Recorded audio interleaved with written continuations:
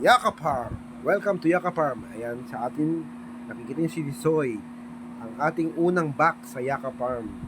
Meron akong surprise sa kanya na dala-dala galing ng Polillo, Cabiao. Yan ay si T4. Pinangalanan ko siyang T4 dahil Tet4. So, ayan, dumalaga yan. Yan ang first timer. Una niyang pag-mate. Ayan, naamoy agad dito, Soy. Agad-agad niya. Iyon. Kita nyo mga kaguti. Goati. Yan. Yan ang mga goat. Once na nag-hit ang ating dumalaga, amoy na amoy yan ang ating back. Yan. O. Yan. Hindi siya tumatakbo. Nakikita nyo, hindi siya tumatakbo. Yan. Kumikis pa siya dahil gustong gusto niya. Ayan. Naku yung buntot na yon. Naku, more, sabi niya. More. Ay, naku, more. Ayan naman, si Tisoy. Naku, natumba. Yan, ikakandala pa. Medyo may edad na yan si Tisoy natin eh.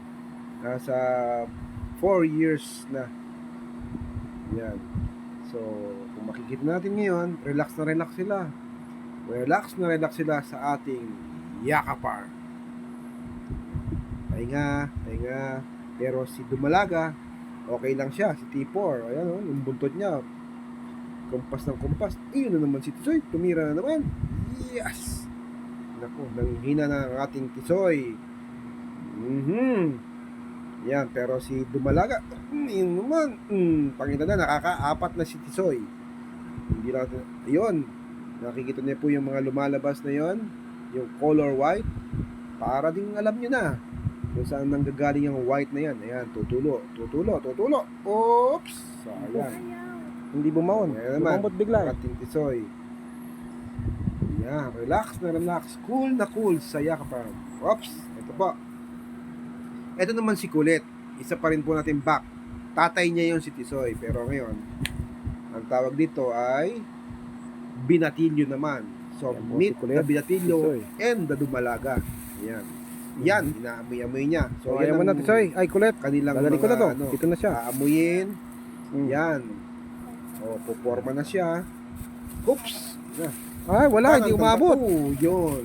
Kita nyo na? O. Amoy-amoy. Yan.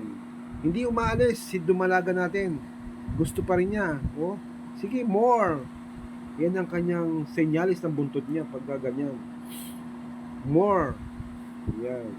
So, pahinga si back natin, si Kulit. Kiss sila yan, nagkikis, nakita nyo naman. Tapos yung buntot gumagalaw-galaw. Oops.